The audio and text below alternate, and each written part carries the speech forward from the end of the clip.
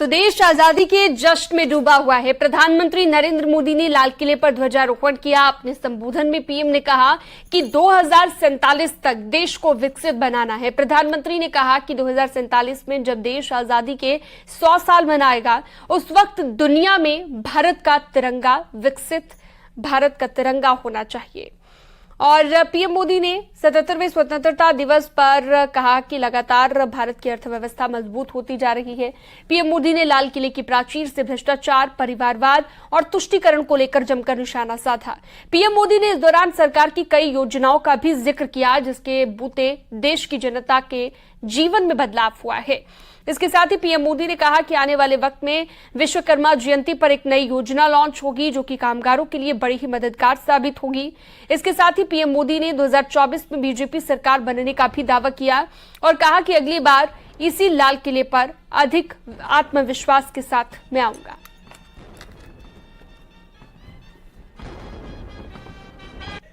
तीन बुराइयों से लड़ना बहुत समय की मांग है। हमारे देश की सारी समस्याओं की जड़ में भ्रष्टाचार ने दिमक की तरह देश की सारी व्यवस्थाओं को, देश के सामर्थ्य को पूरी तरह नोच लिया। भ्रष्टाचार से मुक्ति, भ्रष्टाचार के खिलाफ जंग हर इकाई में, हर क्षेत्र में। और मैं देशवासियों, मेरे प्रिय परिवारजनों, ये मोदी के जीवन का कमिटमेंट है। ये मेरे अपने व्यक्तित्व का एक कमिटमेंट है कि मैं भ्रष्टाचार के खिलाफ लड़ाई लड़ता रहूंगा। दूसरा, हमारे देश को नोच लिया है परिवारवाद। इस परिवारवाद ने देश को जिस प्रकार से जकड़ के रखा है, उसने देश के लोगों का हक छीना है। और तीसरी बुराई तुष्टीकरण की है। ये तुष्टीकरण में भी देश के मूलभूत चिंतन को, देश के सर्व समावेशक हमारे राष्ट्रीय चरित्र को दाग लगा दिए, तहस नहस कर दिया है ये। और इसलिए मेरे प्यारे देशवासियों, इसलिए मेरे प्यारे परिवारजनों, हमें इन तीन बुराइयों के खिलाफ पूरे सामर्थ्य के साथ लड़ना है। भ्रष्टाचार, परिवारवाद, तुष्टीकरण।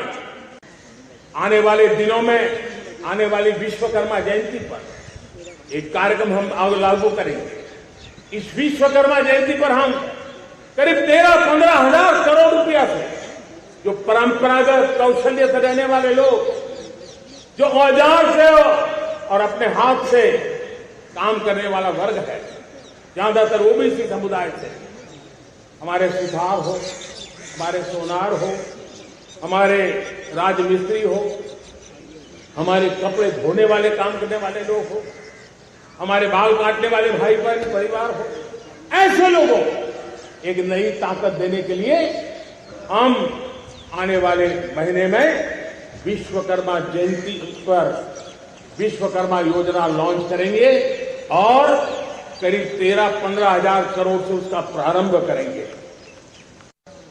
जब हम लोग 14 में आए थे, तो हम वैश्विक अर्थव्यवस्था में 10वें नंबर पर,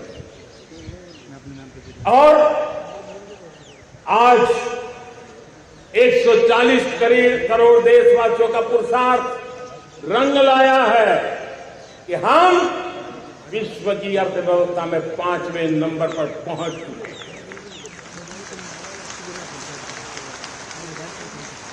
और ये ऐसे ही नहीं हुआ।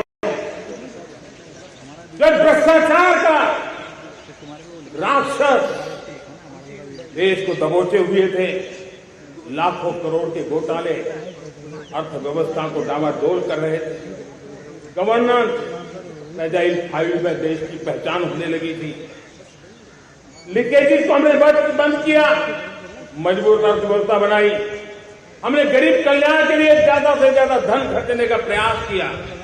और आज मैं देशवासियों को बताना चाहता हूं कि जब देश आर्थिक रूप से समृद्ध होता है, तो सिर्फ तिजोरी नहीं बढ़ती है, देश का सामर्थ्य बढ़ता है, देशवासियों का सामर्थ्य बढ़ता है। और तिजोरी का पाई पाई अगर ईमानदारी से जनता जनार्दन के लिए खर्च करने का संकल्प लेने वाली सरकार हो तो परिणाम के साथ मैं 10 साल का हिसाब तिरंगे की साक्षी में लाल किले की प्राचीर से मेरे देशवासियों को दे रहा हूं।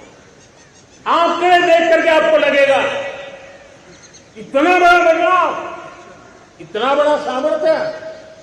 10 साल पहले राज्यों को 30 लाख करोड़ रुपए भारत सरकार की तरफ से जाते थे।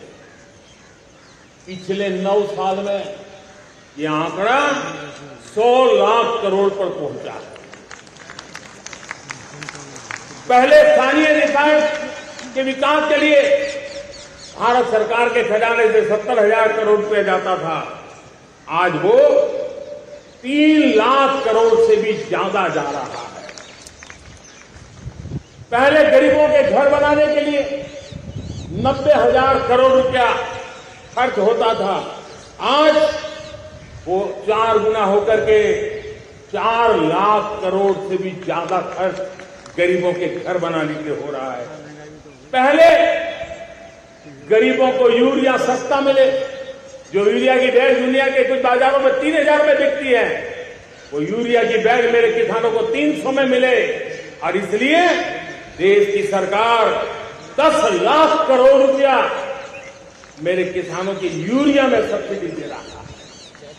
मुद्रा योजना 20 लाख करोड़ रुपए, उससे भी ज्यादा मेरे देश के नौजवानों को स्वरोजगार के लिए, अपने व्यवसाय के लिए, अपने कारोबार के लिए दिए हैं।